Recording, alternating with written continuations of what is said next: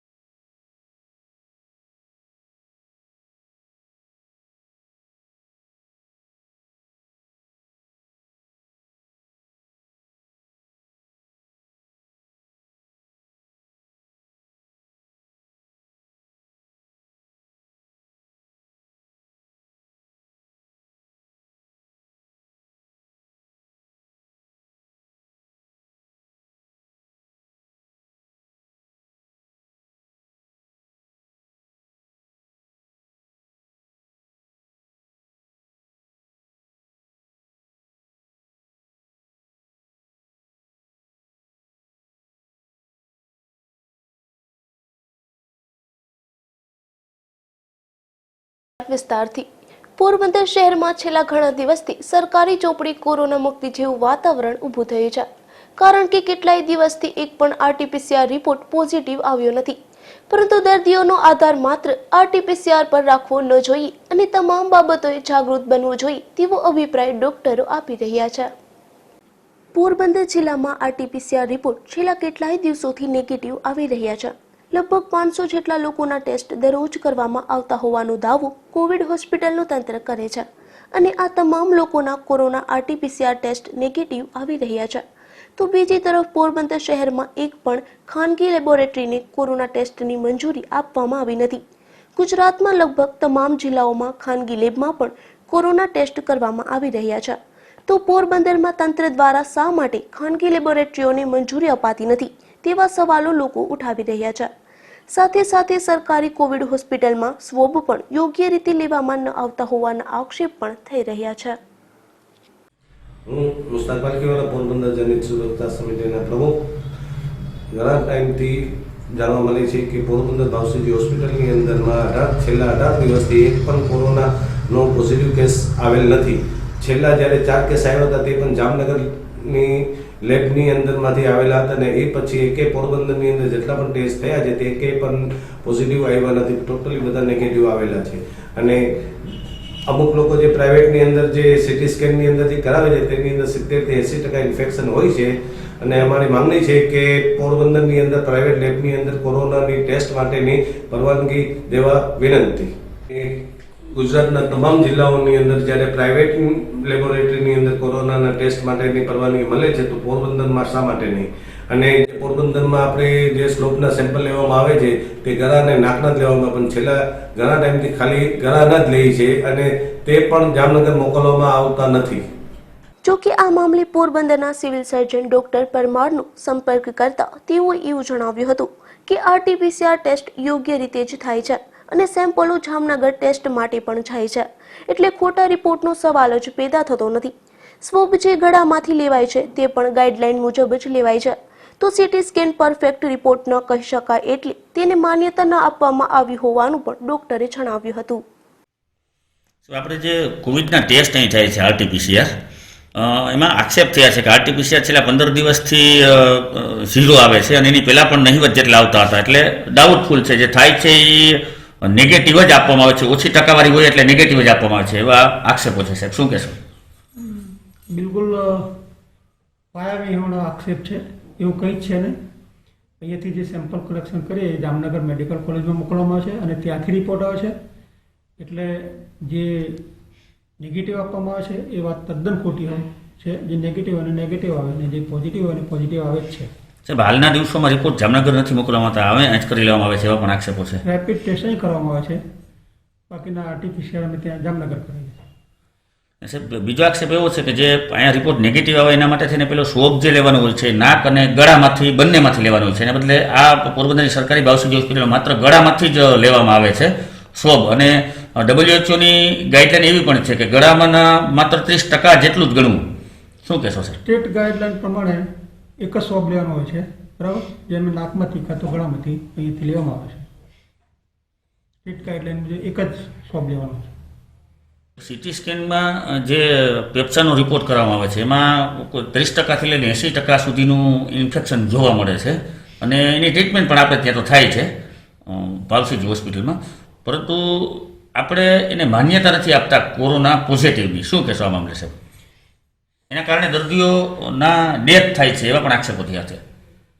City સ્કેનમાં જે changes આવે એ આપણે પરફેક્ટલી કહી ના શકીએ કે કોરોનાના લીધે જ છે, એ બીજી કન્ડિશનના લીધે પણ હોય, પણ તેમ છતાં બી જે ચેન્જીસ હોય એવા પેશન્ટોને આપણે સારવાર તો કોરોનાની પૂરેપૂરી આપીએ જ છે, પણ એને પોઝિટિવ ના આપી શકાય, કારણ કે એ તો સ્વોબ પોઝિટિવ આવે આરટીપીસીઆર, તો જ એ કેસને પોઝિટિવ આપણે ગણી શકીએ.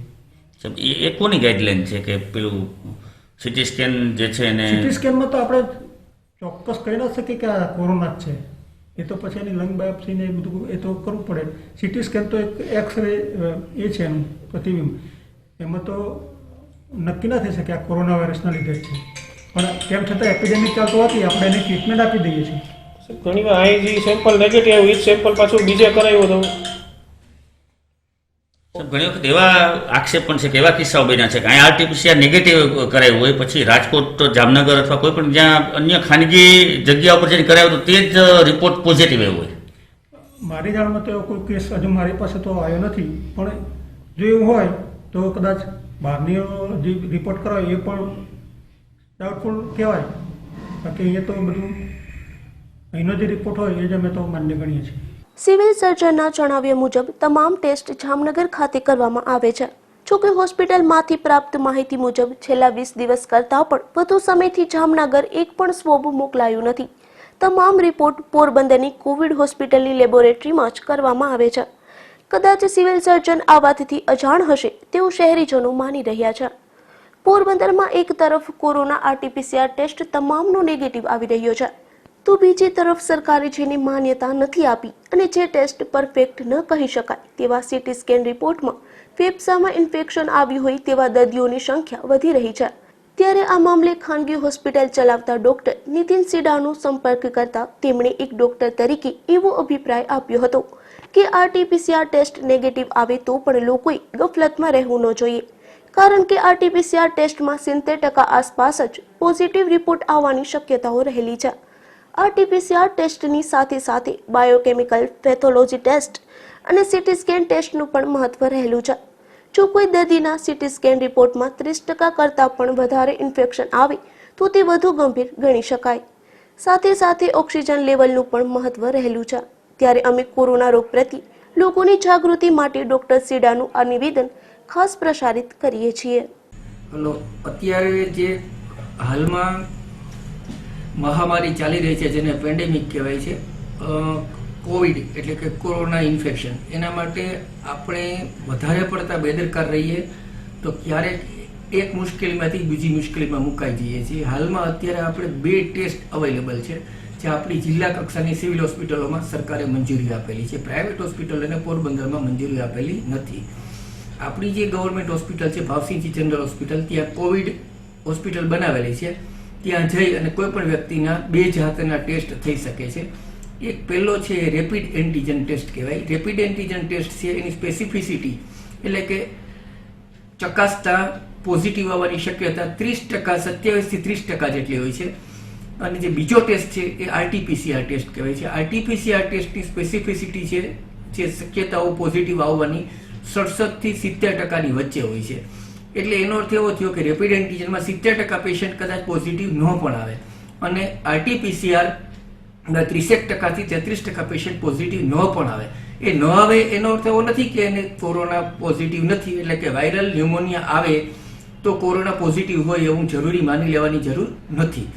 નંબર 2 કે આ ટેસ્ટ જ્યારે આપણે કરાવીએ છીએ ત્યારે એની લિમિટેશન્સ છે, એ જે કીટ બનાવેલી છે એની લિમિટેશન્સ છે. એમાં કોઈ ડોક્ટરો કે કોઈ સંસ્થાઓ એમાં કોઈ ફેરફાર કરી શકતી નથી. એના માટેના જે બીજા પેરામીટર્સ છે એ બહુ મહત્વના છે. એના જે બાયોકેમિકલ પેરામીટર્સ છે કે જે પેથોલોજી ટેસ્ટ થાય છે, એમાં ખાસ કરીને સી રિએક્ટિવ પ્રોટીન્સ હોય છે, ડી ડાયમર હોય છે, એવાના સ્પેશિયલ ટેસ્ટ હોય છે, સીરમ ફેરિટીન હોય છે. એ બધા ટેસ્ટ કરાવી એની સાથે સૌથી મહત્વનું સીટી સ્કેન કરવું જોઈએ, થોરેક્સનું એટલે કે છાતીનું, ફેફસાનું. સીટી સ્કેન કરીએ, એમાં જે પોઝિટિવ આવે પછી રેપિડ એન્ટીજન અથવા તો આરટીપીસીઆર કરીએ અને જે નેગેટિવ આવે તો આપણે એવું માનીને બેદરકાર બની જઈએ કે આપણને કોરોના છે નહીં. પણ એવું માની લેવું જોઈએ નહીં, કારણ કે એની લિમિટેશન્સ પ્રમાણે કદાચ નેગેટિવ પણ આવે, પણ આપણે એના માટે સાવધાનીપૂર્વક વર્તવું જોઈએ. જો સીટી સ્કેનમાં 30% થી વધારે ઇન્વોલ્વમેન્ટ આવે, 30% થી વધારે આવે તો એ વધારે ખરાબ કહેવાય. બીજા નંબરે પેરામીટર છે એ ઓક્સિજનનું લેવલ છે. જો ઓક્સિજન લેવલ ઘટતું હોય અને ઓક્સિજન લેવલ 90 થી આજુબાજુ થતું હોય, 95 થી નીચે જાય, એનો અર્થ એવો થયો 95% થી નીચે કે પેશન્ટને ઓક્સિજન ઘટે છે અને સીટી સ્કેનમાં વાયરસનો ન્યુમોનિયા આવે અને સાથે આરટીપીસીઆર ટેસ્ટ અથવા તો રેપિડ એન્ટીજન ટેસ્ટ નેગેટિવ આવે તો એનો અર્થ એવો નથી કે આપણે બિંદાસ થઈને ફરવાનું શરૂ કરી દઈએ કે ભાઈ મને કંઈ છે નહીં, કારણ કે એ પણ એટલી જ ગંભીર વસ્તુ છે કે જેટલું ગંભીર કોરોના પોઝિટિવ પેશન્ટ છે. એનું આમાં પણ બીજાને ચેપ લાગી શકે છે, ઓમાં પણ બીજાને ચેપ લાગી શકે છે. બંને દર્દ એક સરખા જ છે. નેગેટિવ પોઝિટિવને જોવાની જરૂર નથી અને એટલી જ ગંભીરતાથી લઈ એટલી જ વ્યવસ્થિત એની સારવાર કરવી જરૂરી છે. અને પ્લસ પોરબંદરની આપણી સિવિલ હોસ્પિટલમાં આની પૂરેપૂરી સરસ મજાની સગવડ મળે છે. એકદમ સરસ મજાની ટ્રીટમેન્ટ થાય છે કે જેમાં નેગેટિવ હોય એને અલગ રાખે છે, પોઝિટિવ હોય એને અલગ રાખે છે, જેથી કરીને આવી સરસ મજાની સારવાર લઈ જરૂર પડે તો એડમિટ કરે, જરૂર પડે તો ઓક્સિજન આપે, જે કાંઈ કરે એ સારવાર પ્રોપર લઈ અને આઇસોલેશનમાં રહેવું જરૂરી બને છે. આઇસોલેશન એટલે કે જુદું રહેવું, ઘરના સભ્યો સાથે ન રહેવું, 14 દિવસ માટે અલગ રહી અને અલગ સારવાર કરવી જરૂરી બને છે. પોઝિટિવ નેગેટિવ ને જોવું એ પછીની વાત છે, પણ આને ગંભીરતાથી લઈ અને આપણા સમાજને આપણે જાગૃત બનાવી અને આ દર્દને મહામારીમાંથી ફેલાતું અટકાવવું પડે, એના માટેની આપણી આ એક નૈતિક ફરજ બને છે. કે સીટી સ્કેનની અંદર એના કોરાડ સ્કોર આપેલા છે. એ સ્કોર પ્રમાણે ફેફસાના ભાગ પાડેલા છે. 16 ખાનામાં ફેફસાને વહેંચેલું છે. એટલે એના સ્કોરિંગ આપે 1 2 3 4 5 6 એવી રીતે 25 સુધીના સ્કોર આપે. જે સ્કોર પ્રમાણે હાઈ સ્કોર આવે એમ એ ખરાબ કહેવાય, ઓછો સ્કોર એ સારું કહેવાય. એ સ્કોર પ્રમાણે એની ટ્રીટમેન્ટ કરવાની હોય છે. સ્કોર પ્રમાણે પેશન્ટને દાખલ કરવું અને એની સાથે બીજા પેરામીટર્સ, ઓક્સિજનનું લેવલ, મેં જે આગળ કયા બધા પેરામીટર્સ જોઈ અને પેશન્ટને કોમોર્બિડિટી કંઈ છે કે કેમ, દાખલા તરીકે ઓબેસિટી હોય, એને કોઈ એવી ગંભીર બીમારી હોય, ડાયાબિટીસ છે, બ્લડ પ્રેશર છે, કિડનીની તકલીફ હોય, એઇડ્સ હોય અથવા તો કોઈ બીજી ગંભીર બીમારી હોય, કેન્સર હોય, તો એ પ્રકારના દર્દીને આ વધારે ગંભીરતાથી અસર કરે છે. એટલે કોરાડ સ્કોર કદાચ નીચો આવે પણ પેશન્ટને ગંભીર બીમારી બીજી હોય તો એના માટે આ વસ્તુ વધારે ગંભીર બની જતી હોય છે. એટલે એની સારવાર વધારે ઝડપથી અને વહેલી કરવી જરૂરી બને છે. વૃદ્ધ માણસો માટે પણ આ જ ગાઈડલાઇન્સ લાગુ પડે છે. ઘણા એવા બનાવો બનતા હોય છે કે આરટીપીસીઆર ટેસ્ટ નેગેટિવ આવી જતા દર્દી બિંદાસ થઈ જતા હોય છે, જેને કારણે તે દર્દી પર જીવનું જોખમ વધી જાય છે. તો સાથે સાથે સંક્રમણની શક્યતાઓમાં પણ વધારો જોવા મળે છે, જેને લઈને દર્દીઓએ કોરોના માટે થતા તમામ ટેસ્ટને ધ્યાનમાં રાખી નિદાન કરાવવું જોઈએ અને સારવાર લેવી જોઈએ. આ સમાચાર પ્રસારિત કરવાનો ગુજરાત ન્યૂઝ પોરબંદરનો હેતુ માત્ર એટલો જ છે કે દર્દીઓમાં અને સામાન્ય લોકોમાં પણ પૂરતી જાગૃતિ આવે અને કોરોનાની મહામારીમાં વધુમાં વધુ લોકોનો જીવ બચાવી શકાય. નિપુલ પોપટ સાથે અશોક થાનકી, ગુજરાત ન્યૂઝ, પોરબંદર. પોરબંદરમાં બંદર ફેઝ 2 નું નિર્માણ લકડી બંદર ખાતે જ કરવા ખારવા સમાજની માંગ હતી, પરંતુ આ સમાજની ઈચ્છા વિરુદ્ધ બંદર ફેઝ 2 નું નિર્માણ કુછડી નજીક થવાનું હોવાથી આધારભૂત માહિતી ખારવા સમાજને મળી છે, જેના આધારે ખારવા સમાજના આગેવાનો દ્વારા સોમવારે કામ ધંધા બંધ રાખી કલેક્ટરને આવેદન આપવાનો નિર્ણય લેવાયો છે. પોરબંદર ખાતે બંદર ફેઝ 2 નું નિર્માણ થશે. આ બંદર કુછડી ગામ ખાતે બનાવવાનું આયોજન કરવામાં આવ્યું હતું, પરંતુ તે જગ્યા માછીમારોની દૂર પડતી હોવાથી માછીમારો દ્વારા આ નિર્ણય સામે આંદોલન કરવામાં આવ્યું હતું. ત્યારબાદ રાજ્યના મુખ્યમંત્રી વિજય રૂપાણીએ માછીમાર અગ્રણીઓને ખાતરી આપી હતી કે જ્યાં માછીમારોની ઈચ્છા હશે ત્યાં જ બંદર ફેઝ 2 નું નિર્માણ થશે. તેમ છતાં તાજેતરમાં જ માછીમાર સમાજના આગેવાનોની એવી આધારભૂત માહિતી મળી હતી કે બંદર ફેઝ 2 નું નિર્માણ કુછડી ગામ ખાતે જ થશે, જેથી ગત મોડી સાંજે ખારવા સમાજના વાણોટ પ્રેમજીભાઈ ખુદાઈના અધ્યક્ષ સ્થાને આ બાબતના નિર્ણયને લઈને એક અગત્યની બેઠક મળી હતી, જેમાં આગેવાનોએ જણાવ્યું હતું કે આધારભૂત સૂત્રોમાંથી એવી માહિતી મળી હતી કે બંદર ફેઝ 2 કુછડી ગામ ખાતે જ બનશે। ત્યારે ખારવા સમાજનો આ મામલાનો સખ્ત વિરોધ હોવા છતાં પણ રાજ્યની સરકાર પોરબંદરથી 10 થી 12 કિલોમીટર દૂર કુછડી ગામ ખાતે ફેઝ 2 નું બંદર બનાવવા જઈ રહી છે। માછીમાર આગેવાનોને મુખ્યમંત્રી વિજયભાઈ રૂપાણીને રૂબરૂ વચન આપ્યું હતું કે ખારવા સમાજનો વિરોધ હોય તો કુછડી ગામ ખાતે બંદર બનાવવામાં નહીં આવે। મુખ્યમંત્રીના વચનને માન આપીને ઇતિહાસમાં પ્રથમ વખત ખારવા સમાજે ભાજપને ખુલ્લો ટેકો જાહેર કર્યો હતો। તેમ છતાં પણ ફેઝ 2 બંદર કુછડી ખાતે બનાવવાનું નક્કી થયું છે। ત્યારે હવે તેના વિરોધમાં તારીખ 22 ફેબ્રુઆરી અને સોમવારના દિવસે માછીમારો માછીમારીને લગતા તમામ કામ ધંધા બંધ રાખશે અને કલેક્ટરને આ મામલે આવેદનપત્ર પાઠવશે। 5 થી હાથ ફેરી મહિલા મુખ્યમંત્રીએ અમને જો પહેલા અમારે તો બંદર છે ને આ બંદર બની જાય એમ જ છે, અહીંયા જૂનું બંદર છે ને એ બંદર બની જાય એમ જ છે, છતાં અધિકારી છે ને એ રિપોર્ટ ખોટો ભરીને એવું કહે કે ભાઈ અહીં ટીવડી છે, તો અમારે તીવડીની કંઈ જરૂર નથી, તીવડીની સાઈડમાંથી કપાઈને બંદર બની જાય એમ છે ને ઓછા ખર્ચે બંદર બની જાય। પછી અમે મુખ્યમંત્રીના હાટક મિટિંગ કરી હતી, તો મુખ્યમંત્રીએ અમને એવું કીધું કે ભાઈ મારે પૂછડી બંદર તો બનાવવું જ નથી, મુખ્યમંત્રી કે તમારે જવું જ નથી તો મારે બનાવવું નથી બંદર, તો એ કે હું બીજી જગ્યાએ પૈસા વાપરી ગયો, તમારે વર્ષનો છે પણ અમે આ બંદર છોડીને જવા નથી। અમને ઉપરથી ત્યારે એવા મેસેજ મળ્યા કે બંદર છે ને પૂછડી ઓલી થઈ ગઈ, એ થઈ ગયું નક્કી કે પૂછડી બંદર જ બનાવી કે, એટલે પૂછડી બંદરમાં અમારો વિરોધ છે સખ્ત। એટલે કે આ રાજકીય ચૂંટણીનું કે એવું કંઈ છે નહીં કે ચૂંટણી આવીને અમે કર્યું એવું પણ નથી, આ તો કુદરતી ચૂંટણી આવીને આ બનાવ બન્યો કે અમને મેસેજ ઉપરથી મળ્યા કે ભાઈ બંદરનું ઓકે થઈ ગયું એટલે અમે કર્યું, આમાં ચૂંટણીનું કોઈ ટંગ નથી કે કોઈ મારા ખોટા માર્ગે કોઈ જાય નહીં કે ચૂંટણીના હિસાબે આ કર્યું છે એવું। આગામી સમયમાં શું કરવાના? 22 તારીખે અમારી ફિશિંગ બોટું, બરફના ધંધા, કસરો, મચ્છીના ધંધા એની મેરે શેકથી બંધ નાખવાના છે। એ પતી જાય, ચૂંટણી પતી જાય પછી ઘણું આંદોલન પણ થાય, સરગસઈ કાઢીએ અમને જો અમારું બંદર નહીં બનાવે તો। પછી અમે છેલ્લે મુખ્યમંત્રીએ અમને વાત કરી કે તો તમે જગ્યા લો એ બતાડો, એટલે અમે ખદ્દતાને જગ્યા બતાડી, ત્યાં સમચાણ છે રવિવારની સુભાષનગરની સમચાણ છે, હું અહીં બંદર બનાવી દે, ટોટલ અધિકારી આવી ગયા, પણ અધિકારી રિપોર્ટ છે ને એ કેનાટબાવટી કરીને કરી દે ને રિપોર્ટ નથી ભરતો। અધિકારી ટોટલ અધિકારી હતા, લગભગ ઓછામાં ઓછા 40 થી 50 જણા અધિકારી હતા, એક અધિકારી બાકી ના હતા। મુખ્યમંત્રીએ છેલ્લી મિટિંગ અમારું બંદર અહીં બનાવવાની માંગણી છે। ખારવા સમાજના વાણોટ પ્રેમજીભાઈ ખુદાઈએ વધુમાં એવું પણ જણાવ્યું હતું કે આ મામલાને રાજકારણ સાથે કે સ્થાનિક સ્વરાજ્યની ચૂંટણી સાથે કોઈ જ લેવા દેવા નથી।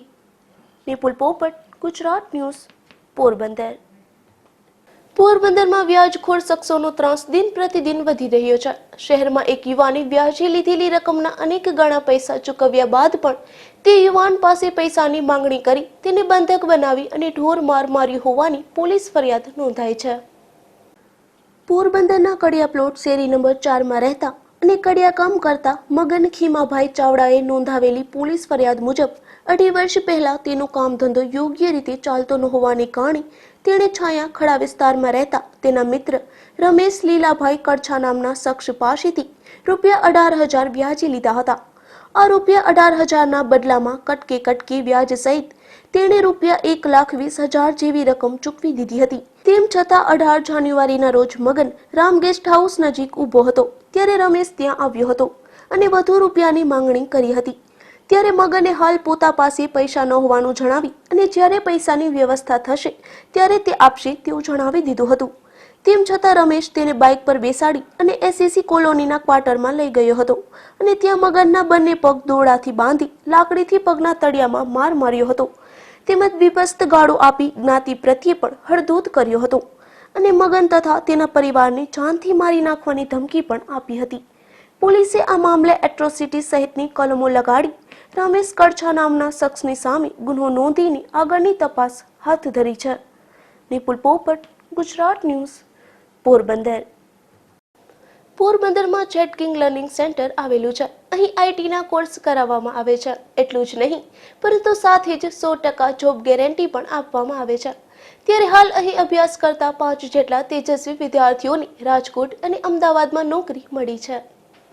પોરબંદરના વિદ્યાર્થીઓ કોમ્પ્યુટર હાર્ડવેર નેટવર્કિંગમાં અભ્યાસ કરી આગળ વધી શકે તે માટે પોરબંદરના જેટ કિંગ લર્નિંગ સેન્ટર દ્વારા પ્રયાસ કરવામાં આવી રહ્યો છે.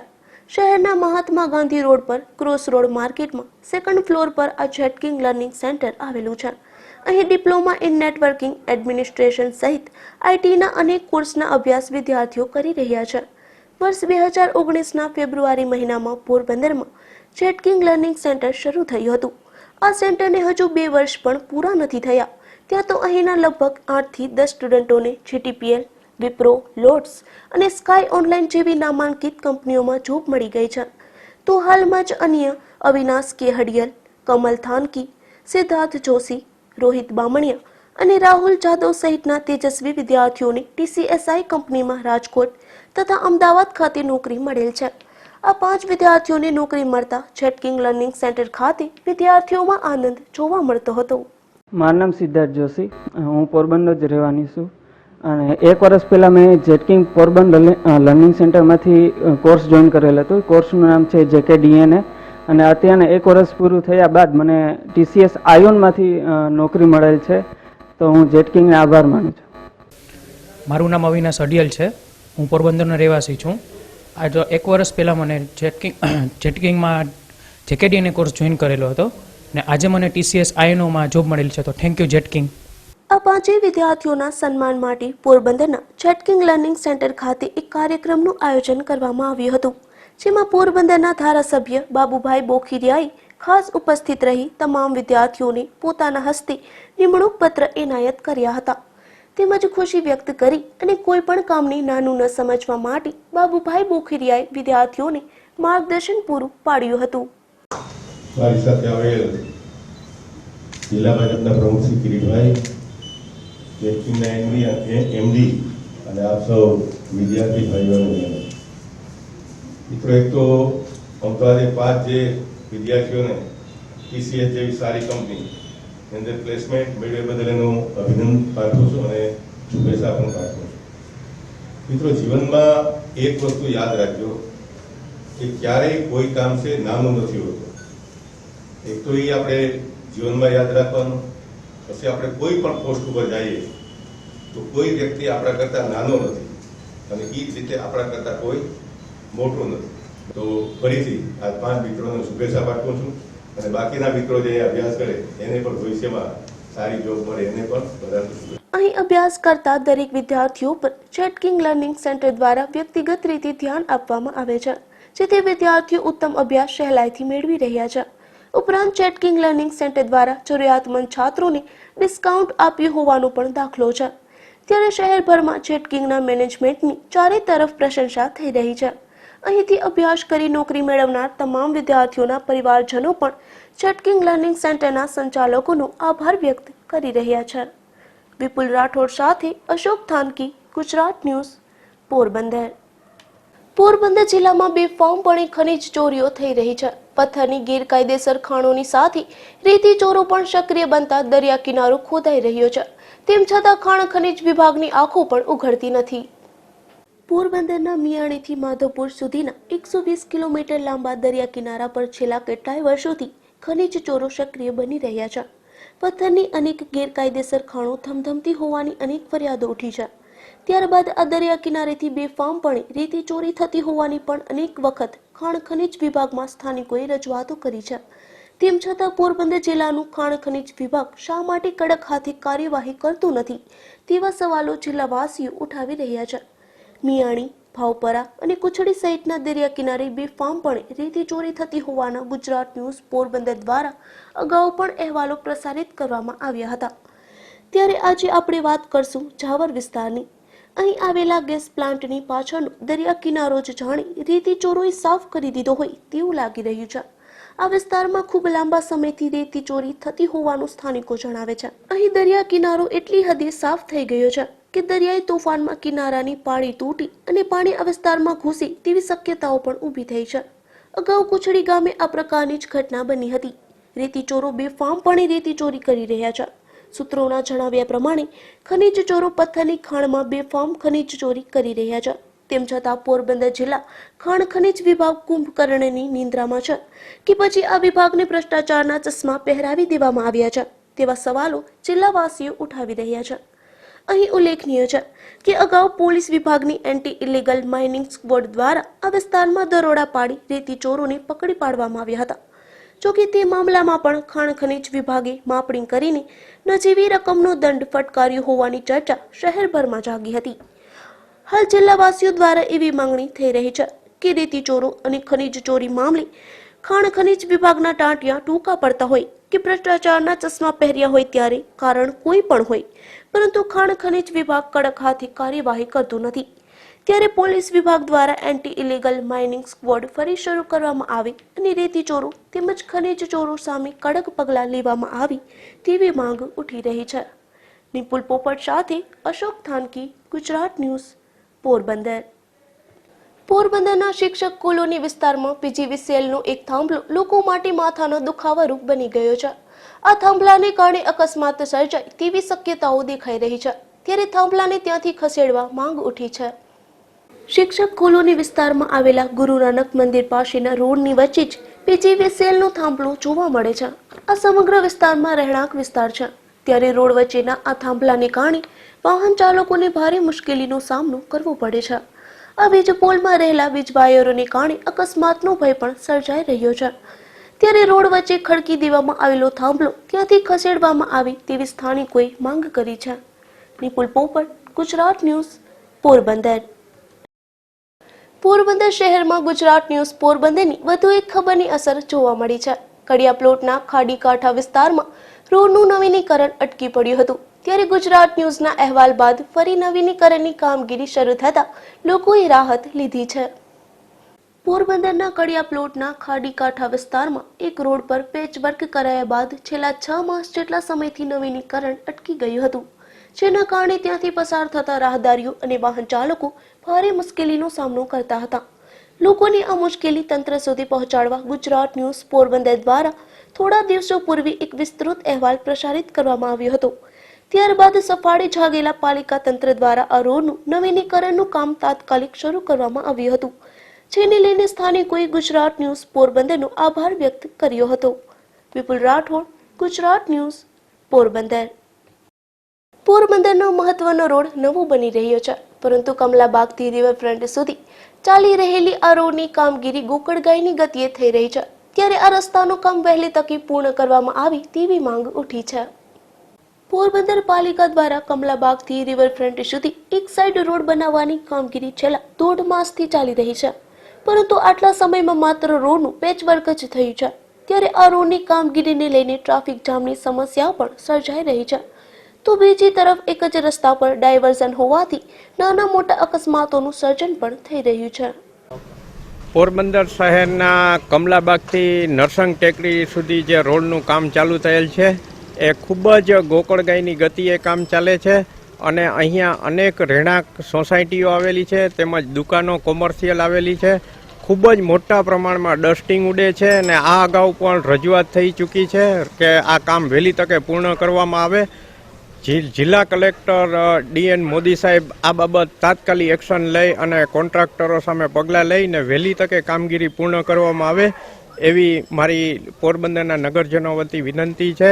કારણ કે આ કામ જ્યારથી ચાલુ કરવામાં આવ્યું ત્યારથી એક કે આ બીજા કારણોસર મનમાની ચલાવી અને ધીમી ગતિએ કામ કરવામાં આવે છે, જેને કારણે લોકોને ખૂબ જ રાહતદારીઓ અને વાહન ચાલકોને હેરાનગતિ થાય છે અને નાના મોટા અકસ્માતના બનાવો બને છે. આ રોડ મહત્વનો હોવાથી રોજના હજારો વાહનો અહીંથી પસાર થતા હોય છે. ત્યારે ગોકળગાયની ગતિએ ચાલનારા આ રોડના નવીનીકરણની વધુ ગતિ મળે અને તુરંત જ આ રોડનું નવીનીકરણ કાર્ય પૂર્ણ થાય તેવી માંગ ઉઠી છે. વિપુલ રાઠોડ, ગુજરાત ન્યૂઝ, પોરબંદર. પોરબંદર શહેરમાં સ્થાનિક સ્વરાજ્યની ચૂંટણીને લઈને વહીવટી તંત્રએ તૈયારીઓ શરૂ કરી દીધી છે, જેમાં BLO સ્ટાફની ટ્રેનિંગ બાદ માધવાણી કોલેજ અને પોલિટેકનિક કોલેજ ખાતે EVM પ્રિપેરેશનની કામગીરી હાથ ધરવામાં આવી હતી.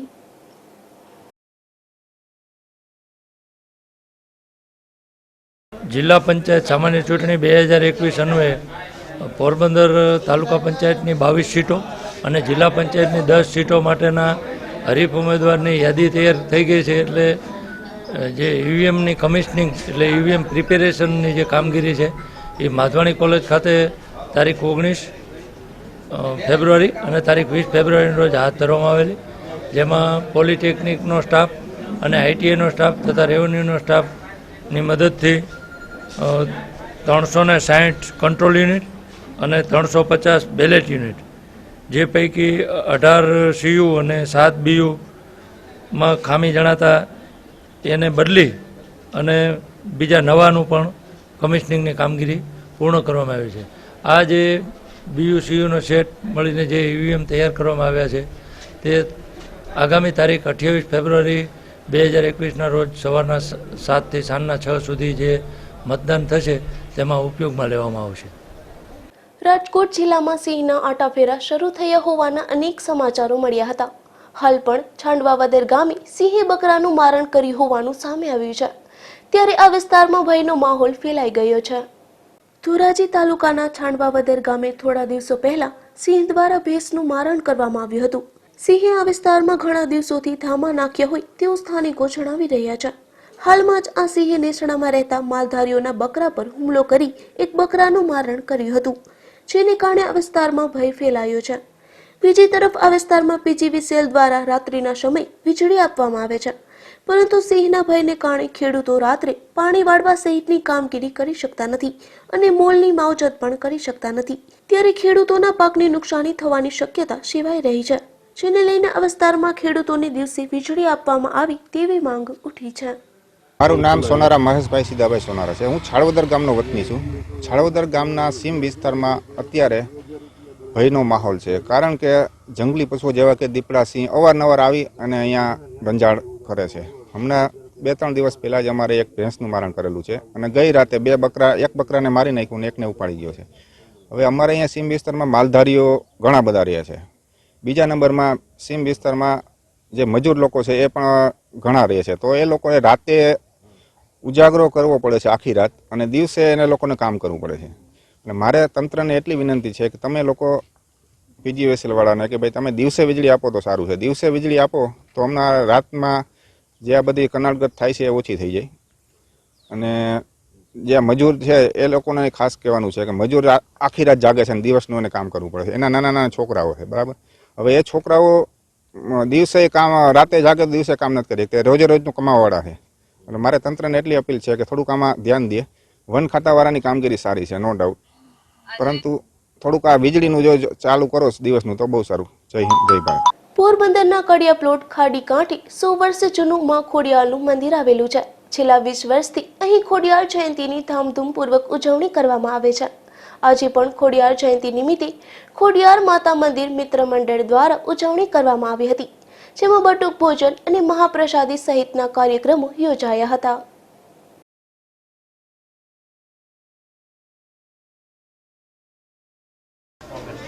હું રાણાભાઈ વડોદરા. છેલ્લા અમે 20 વર્ષથી ખોડિયાર જયંતિ ઉજવીએ છીએ અને સોશિયલ ડિસ્ટન્સનું પાલન કરી અને પ્રસાદીનું આયોજન કરેલ છે. મંદિરને છેલ્લા 100 વર્ષ ઉપર જૂનું મંદિર છે.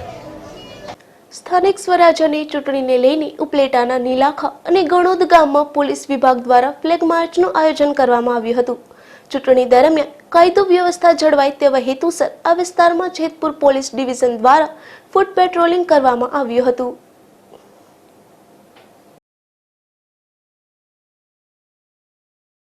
આગામી સ્થાનિક સ્વરાજની ચૂંટણીને અનુસંધાને આજે ઉપલેટા પોલીસ સ્ટેશન વિસ્તારના નીલાખા અને ગણોદ ગામમાં પોલીસ દ્વારા ફૂટ પેટ્રોલિંગ અને ફ્લેગ માર્ચ કરવામાં આવ્યો હતો. એમાં જો ચૂંટણી આવનારી છે એમાં કાયદો અને વ્યવસ્થા જાળવવા માટે અને શાંતિથી ચૂંટણી સંપૂર્ણ થાય એના લીધે આજે ત્યાં ફ્લેગ માર્ચ અને ફૂટ પેટ્રોલિંગ કરવામાં આવ્યું હતું. અને એમાં જે કોઈ લોકો અગર કોઈ એમાં ચૂંટણીમાં શાંતિ અને વ્યવસ્થા કોઈ ભંગ કરવાની કોઈ પ્રયત્ન કરશે તો એના વિરુદ્ધ પણ જો હે પોલીસ દ્વારા કડક પગલાં લેવામાં આવશે. કુતિયાણા તાલુકાના મહિયારી ગામની હાઈસ્કૂલના છાત્રો દ્વારા રેલી યોજીને મતદાન જાગૃતિ ફેલાવાઈ હતી. સ્વેપ પ્રોગ્રામ અંતર્ગત થયેલા આ આયોજનમાં છાત્રોએ ગ્રામજનો અને વેપારીઓને મતદાન કરવા અપીલ કરી હતી.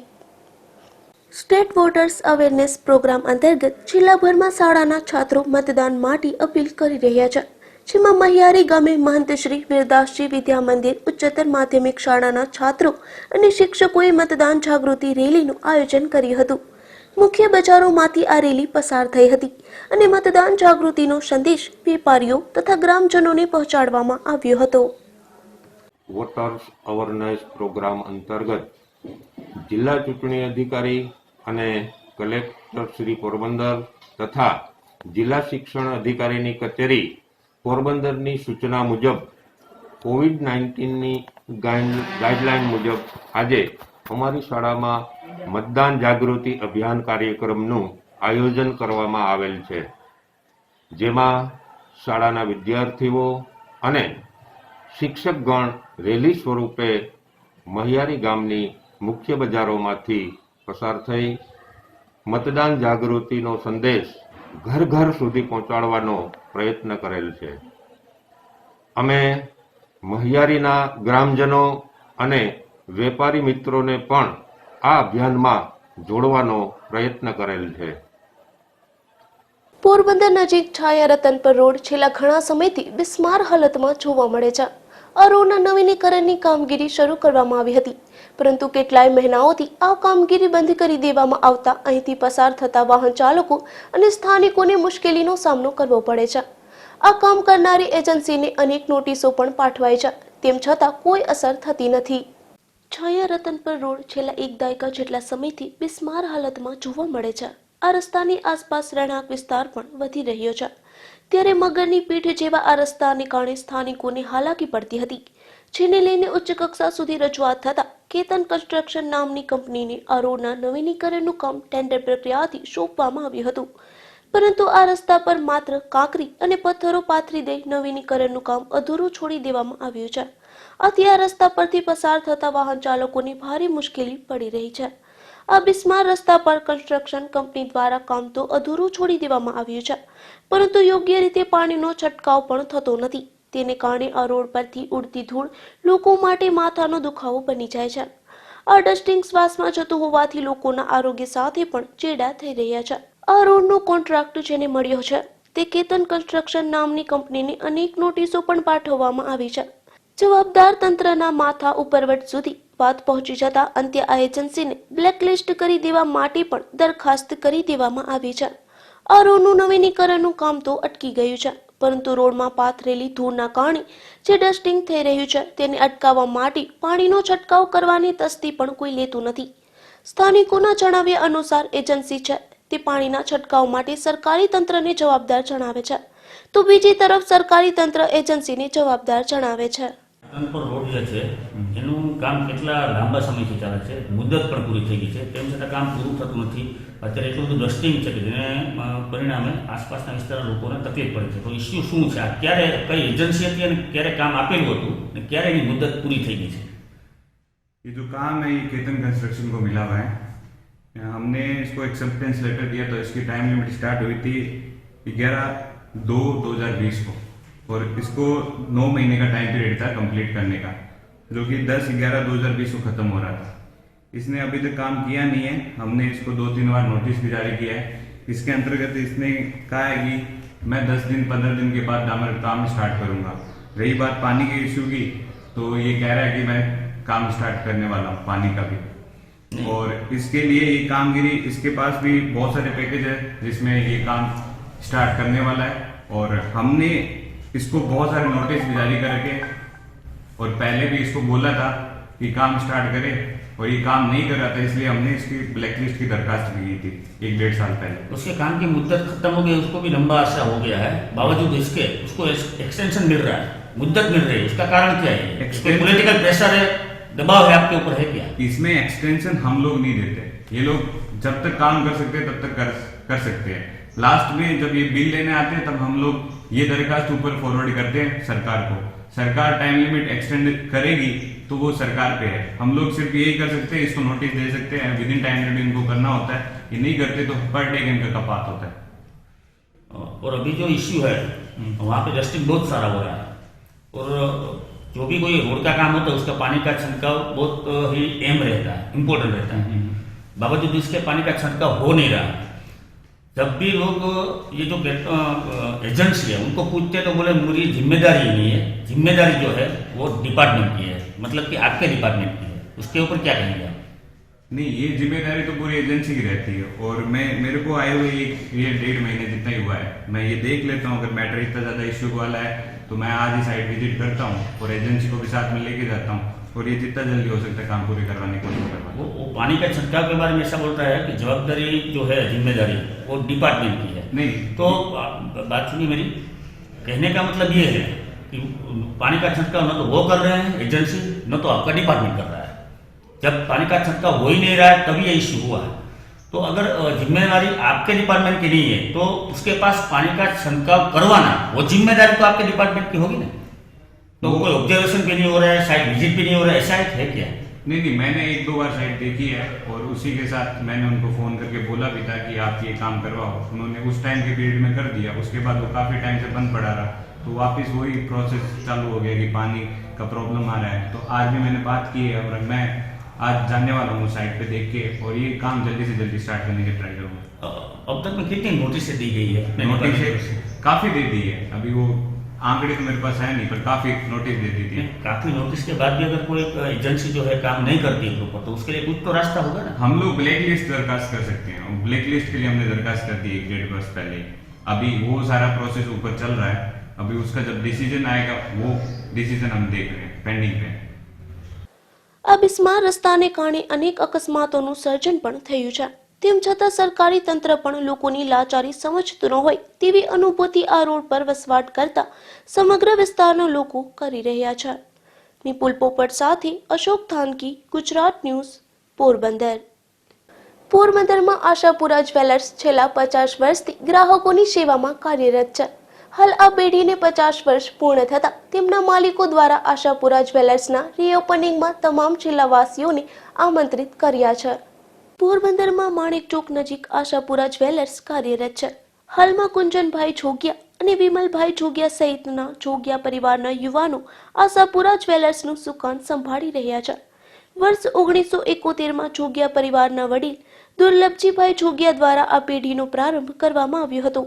ત્યારબાદ છેલ્લા 50 વર્ષથી આશાપુરા જ્વેલર્સના સંચાલકો દ્વારા ગ્રાહકોના સેટિસ્ફેક્શનનો સંપૂર્ણ ખ્યાલ રાખવામાં આવી રહ્યો છે અને તેના પરિણામે જ આશાપુરા જ્વેલર્સ પોરબંદર જિલ્લામાં ખૂબ જ ખ્યાતિ પામ્યું છે।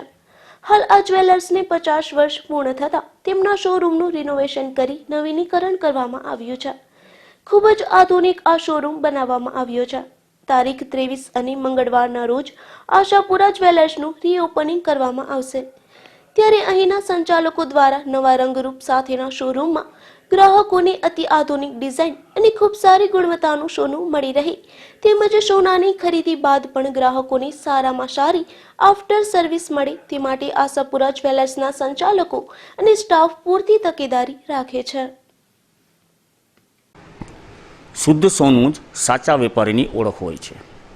આવી જ સોનાની અતિ શુદ્ધતા ધરાવતી પોરબંદરની આશાપુરા જ્વેલર્સ પોરબંદર શહેરમાં મધ્ય એટલે કે માણેક ચોક ખાતે આશાપુરા જ્વેલર્સ નામનો શોરૂમ આવેલો છે। લગભગ અડધી સદી જેટલો સમય આ શોરૂમને વીતી ચૂક્યો છે। હવે નવા રંગરૂપ સાથે આ શોરૂમ પોતાના ગ્રાહકોની સેવામાં આવી રહ્યો છે। ત્યારે શોરૂમના માલિક કુંજનભાઈ જોગિયા આપણી સાથે છે। કુંજનભાઈ, શું તમારા આશાપુરા જ્વેલર્સની ખાસિયત શું છે? સૌથી પહેલાં તો જય માતાજી, જય શ્રી કૃષ્ણ। હું આશાપુરા જ્વેલર્સ વતી કુંજન જોગિયા કે અમારો આગ્રહ કસ્ટમર પ્રતિ એ હોય છે કે ચાહે સોનાની ડિઝાઇન્સ હોય, ચાહે ગુણવત્તા હોય કે કસ્ટમર દાગીનો લઈ ગયેલ પછી પણ જે આફ્ટર સર્વિસ હોય છે એ અમે 100% કસ્ટમરને સેટિસ્ફેક્શન થાય એ પ્રમાણે અમે લોકો કસ્ટમર સાથે વ્યવહાર કરીએ છીએ। એ જ અમારી એક રીતે તમે ખાસિયત કહી શકો। કુંજનભાઈ, 50 વર્ષ થયા છે તમારી પેઢીને આશાપુરા જ્વેલર્સને, હવે નવા રંગરૂપ સાથે ગ્રાહકોની સેવામાં તમારી પેઢી આવી રહી છે, તો એ બાબતે શું કહેવા માગશો આપ? ગ્રાહકોને શું જણાવવા માગશો નવા જે રંગરૂપ સાથે આવે છે એ મામલે? ખૂબ જ સરસ સવાલ કર્યો અશોકભાઈ તમે।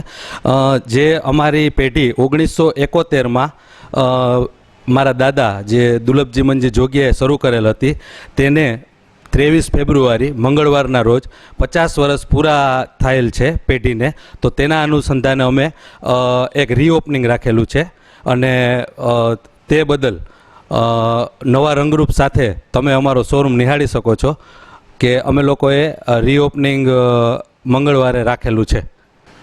આશાપુરા જ્વેલર્સ પોતાના ગ્રાહકોની સેવા માટે નવા રંગરૂપ સાથે આવ્યું છે. 50 વર્ષ પૂર્ણ થતાં જ નવા રંગરૂપ નવા શોરૂમની સાથે ગ્રાહકોની સેવામાં આવ્યું છે. ત્યારે આ શોરૂમના જે બીજા માલિક છે વિમલભાઈ જોગિયા પણ આપણી સાથે છે. વિમલભાઈ, આજે નવા રંગરૂપ સાથે તમારી જે પેઢી આવી છે એ મામલે શું કહેશો તમે? સૌને જય શ્રી કૃષ્ણ. નવા રંગરૂપ સાથે અમારો મેઇન પ્રયત્ન એ રહેશે કે આજકાલ ડિઝાઇનનું બહુ જ મહત્ત્વ છે, તો છેલ્લામાં છેલ્લી આધુનિક ડિઝાઇન્સ અમારા કસ્ટમરોને મળી રહે અને તેને ડિઝાઇન્સ બાબતમાં પૂરેપૂરું સેટિસ્ફેક્શન રેન્જમાં મળે, એનો અમારો પૂરેપૂરો પ્રયત્ન રહેશે. વિમલભાઈ, 23 તારીખ અને મંગળવારના દિવસે રીઓપનિંગ છે આશાપુરા જ્વેલર્સનું. આ રીઓપનિંગને લઈને તમે પોરબંદરવાસીઓને અથવા તો તમારા જે ગ્રાહકો છે એમને શું કહેવા માગશો? હું તમામ પોરબંદરવાસીઓને હૃદયપૂર્વક આમંત્રણ આપું છું કે એકવાર જરૂર પધારો અને અમારા આ સાહસને તમારા આશીર્વાદથી બિરદાવો. અગાઉ 2 વખત કિસાન રેન્ક ટ્રેન ધોરાજી ખાતેથી ડુંગળી ભરીને રવાના થઈ હતી. ત્યારબાદ ત્રીજી કિસાન રેન્ક ટ્રેન 600 મેટ્રિક ટન જેટલી ડુંગળી ભરી અને સિલીગુડી જવા રવાના કરવામાં આવી છે. કેન્દ્ર સરકાર અને પશ્ચિમ રેલવે ડિવિઝનના સહકારથી વિશેષ ટ્રેન રવાના કરવામાં આવી છે, જેને કિસાન રેન્ક નામ આપવામાં આવ્યું છે. આ ટ્રેન દ્વારા સૌરાષ્ટ્રના વેપારીઓ પાસેથી અંદાજિત 600 થી 700 રૂપિયા સુધીના ભાવમાં 600 મેટ્રિક ટન ડુંગળીની ખરીદી કરી ધોરાજીથી સિલીગુડી રવાના કરવામાં આવી હતી. આજરોજ ધોરાજીથી આ અમારી કિસાન રેલ ત્રીજી સિલીગુડી જવા માટે રવાના થઈ રહી છે. આ રેલની અંદર 500થી 600 મેટ્રિક ટન માલ જવાનો છે. અત્યારે ડુંગળીના 500થી 600 સારી ડુંગળીના ભાવ જળવાયેલા છે અને આ રેલ અને એને અંતર્ગત કારણોસર ખેડૂતોને પોષણક્ષમ ખૂબ જ ભાવ મળી રહ્યો છે. અમારા કિસાન મિત્રોનો માલ યોગ્ય ભાવે અત્યારે બજારમાં વેચાઈ રહ્યો છે અને આ અમારા સૌરાષ્ટ્રના ખેડૂતોને પહેલી વખત સારા અને યોગ્ય ભાવ મળી રહ્યા છે. આની અંદર ખાસ ટ્રાન્સપોર્ટેશન છે એ ખૂબ જ અગત્યનું છે અને આ રેલ દ્વારા ખૂબ જ ઝડપથી ટ્રાન્સપોર્ટેશન થઈ શકે છે, જેને કારણે અમારો માલ સિલીગુડી, ગૌહાટી જેવા લોંગ ડિસ્ટન્સની અંદર સંપૂર્ણ ઝડપથી અને કોઈ પણ પ્રકારના બગાડ વગર, એટલે કે ત્યાં માલ કોઈ ડેમેજ ઉતરતો નથી અને સારી રીતે પહોંચી જાય છે. જેથી કરીને ઉપભોક્તાઓ અને સપ્લાયરો બંનેને આ યોજનાનો સારો લાભ મળી રહ્યો છે. માનનીય વડાપ્રધાને આ રેલવે યોજના અંતર્ગત ખેડૂતોને અને સપ્લાયરોને સારો લાભ મળી રહે એવી સ્કીમ બનાવેલી છે અને આ સ્કીમ લાંબો સમય ચાલે એવી અમારા એરિયાના ખેડૂત વર્ગ અને સપ્લાયરોની અપેક્ષાઓ છે. ધોરાજીથી આ ત્રીજી કિસાન રેન્ક ટ્રેન ડુંગળી ભરી રવાના થઈ છે. સૌરાષ્ટ્રના વેપારીઓ અને ખેડૂતોની ડુંગળીના પાકના નિકાસથી ફાયદો થશે. અલ્પેશ ત્રિવેદી, ગુજરાત ન્યૂઝ, ધોરાજી. જામકંડોળાના કાલાવડ રોડ પર આવેલા કુમાર છાત્રાલય ખાતે એક તાલીમ કેમ્પનું આયોજન કરવામાં આવ્યું છે. ગુજરાત બટાલિયન NCC દ્વારા યોજાયેલ આ કેમ્પમાં મોટી સંખ્યામાં કેડેટ ભાઈઓએ ભાગ લીધો હતો. આ કેમ્પમાં ગુજરાત બટાલિયનના કમાન્ડિંગ ઓફિસર સહિતનાઓ ખાસ ઉપસ્થિત રહ્યા હતા.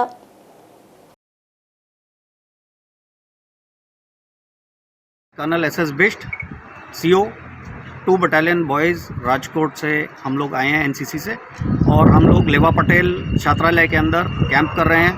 हमारा जो कंबाइंड इंडियन ट्रेनिंग कैंप है अभी चालू है और ये 5 दिन का है. ये 18 तारीख से 22 तारीख तक चलेगा, जिसके के अंदर 185 कैडेट मोरबी, गोंडल और राजकोट से अलग अलग संस्थाओं से आए हुए हैं. इनको हम लोग drill, weapon training, map reading, communication, national integration, NCC के बारे में और हेल्थ एंड हाइजीन के ऊपर सब्जेक्ट्स के ऊपर जानकारी देंगे, पढ़ाएंगे, ट्रेनिंग देंगे और इनको आगे चल के जो C सर्टिफिकेट का एग्जाम आने वाला है उसकी तैयारी करवाएंगे.